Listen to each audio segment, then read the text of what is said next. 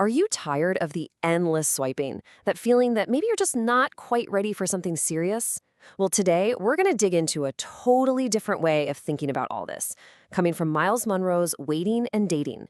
It's a philosophy that might just change how you see finding the right person, because it starts with becoming the right person first. Okay, so let's just jump right in with the big one. A question pretty much all of us have asked at some point. What is the right age to start dating? It's the classic question, isn't it? And yeah, you've heard all the usual answers. Maybe your folks said 16 was the magic number, or you thought, okay, 18, I'm an adult now. Or maybe you held off till you were in your 20s. But you noticed the pattern, right? It's always about a number. But what if those numbers are just a distraction? The whole idea we're exploring today says that fixating on your age completely misses the point.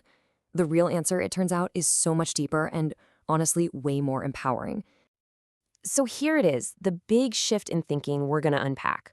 We're looking at a framework where readiness has nothing to do with how many birthdays you've had and everything to do with how whole you are. It's about your maturity, who you are as a person, long before a relationship is even on the radar. All right, let's get into our first big idea. And I'll warn you, it sounds like a total contradiction at first. It's called the wholeness paradox, and it's an absolute game changer for how you think about being ready. And there it is. This is the heart of the paradox, and man, is it powerful. Just let that sink in. You are truly ready for a relationship at the exact moment you realize you don't need one to be happy or to feel complete. So what on earth does that actually look like? It means you're shifting from a mindset of neediness to a mindset of choice. Real readiness comes from a place of being whole all on your own. You're already content, you're already fulfilled. A relationship then just becomes this wonderful addition to your life, not the source of your happiness. And this chart just lays it out so perfectly. Over on the left, you've got dating from need. That's the classic 50-50 deal, where two half people come together hoping the other person will fill in their empty spaces. It's all built on what's missing, on what you can get. But then look at the right, dating from choice. That's a 100-100 relationship. Two whole people coming together to share the awesome lives they've already built. It's built on strength, and the focus is on what you can give.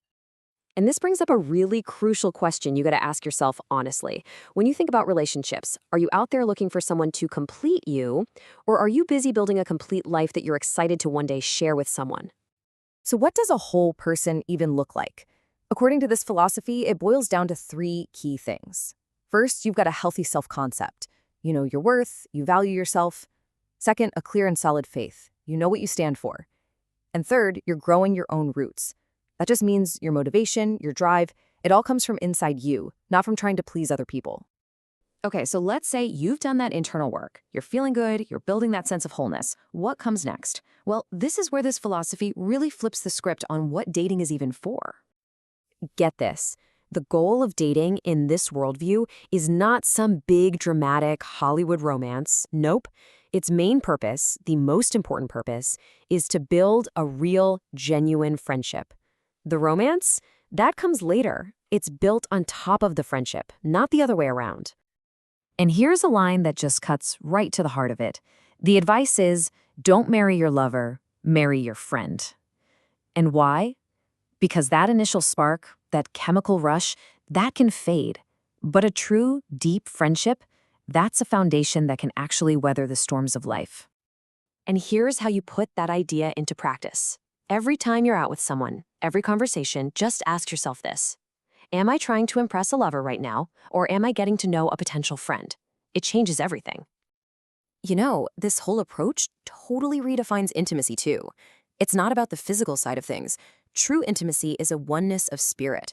It's about creating a space so safe that you can trust another person with your deepest self, your real thoughts, your biggest dreams, your secret fears. That's the kind of connection that real friendship builds towards. So, how do you actually build this amazing friendship? It's not just a vague idea. This philosophy lays out a super clear, practical blueprint. It's broken down into 4 distinct levels of connection. Just think of it like climbing a ladder. You start at the bottom with acquaintance. You know their name, what they do, pretty basic stuff. Then you move up to casual friend. You hang out because you both like hiking or the same kind of music. If you start connecting on a deeper level, you reach close friend. Now you're sharing your life goals, your values. And the very top, the final rung, is intimate friend. This is where you're not just friends, you're actively invested in helping each other become better human beings. Okay, so let's pull all these pieces together into one big picture. Because this isn't just a bunch of nice thoughts, it's a step-by-step roadmap for building a relationship that's actually designed to last. The journey, it turns out, is incredibly clear. Step 1, do the work on yourself. Become that whole person. Then, from that place of strength, you start dating with a purpose, to build a friendship. You move intentionally, step by step, up that ladder of connection without skipping any rungs. And at the end of the day, here's the ultimate takeaway.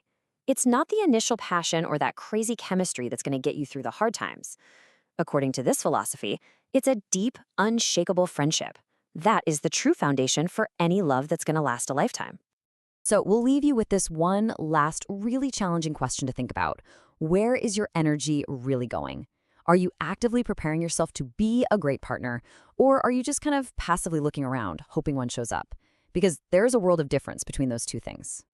And maybe that's the most freeing idea of all. The goal was never to find your other half. The goal is to become so whole and to build such a full, rich life on your own that the right person doesn't come along to complete you. They come along to complement the amazing life you are already living.